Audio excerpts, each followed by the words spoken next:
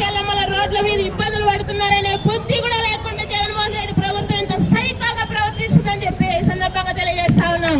కొంచెమైనా జగన్మోహన్ రెడ్డి గారికి ఇప్పటికైనా బుద్ధి వచ్చిండాలి. ఎందుకంటే మీ ఎమ్మెల్యేలు చేస్తున్నారు, మీ వాళ్ళందరూ కూడా అక్రమాలు భూ కబ్జాలు చేస్తున్నారు. ఎక్కడ చూసినా మీ వాళ్ళందరూ కూడా అక్రమాలకు పాల్పడి దాడులు చేస్తున్నా కూడా అందరూ అన్నిటినీ సహించుకుంటూ అందరూ మీకు సపోర్ట్ గా నిలబడి మిమ్మల్ని గెలిపించినందుకు ఈ రోజు అందరికీ మంచి బుద్ధి చెప్పాడు జగన్మోహన్ రెడ్డి.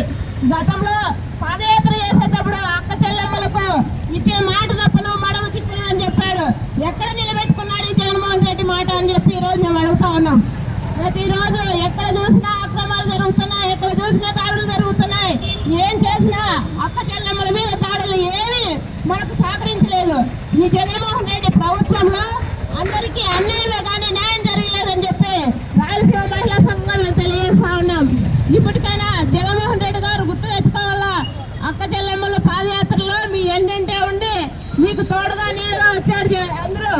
కానీ ఈ రోజు మాత్రం వాళ్ళ రోడ్ల మీద ఉంటే పట్టించుకోకుండా మీరు ఇంకా వాళ్ళ మీద అక్రమ కేసులు పెడుతున్నారని చెప్పి మేము తెలియజేస్తా ఉన్నాం.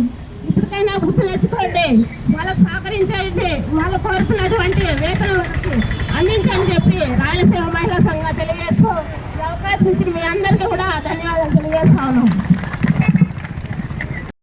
మహిళలు ఈ 4.5 సంవత్సరాలు ఏ విధంగా ఇబ్బందులు ఎదుర్కొంటున్నారు అని అనేక విషయాలు తెలియజేసినటువంటి మహిళా సంఘం నాయకులు సుబ్బరమ్మ గారికి ధన్యవాదాలు చేస్తూ రాయలసీమ కమ్యూనిస్ట్ పార్టీ విద్యార్థి సంఘం నాయకులు అరుణ్ కుమార్ గారు మాట్లాడుతూ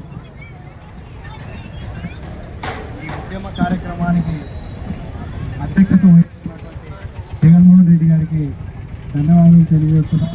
అలాగే ఇక్కడ ఇచ్చేసినటువంటి రాయలసీమ కమ్యూనిస్ట్ పార్టీ జిల్లా కార్యదర్శి నాగన్న గారికి, టౌన్ సెక్రటరీ అల్లా ప్రకాష్ గారికి, రాయలసీమ మహిళా సంఘం జిల్లా అధ్యక్ష కార్యదర్శులకి ఇద్దరు కూడా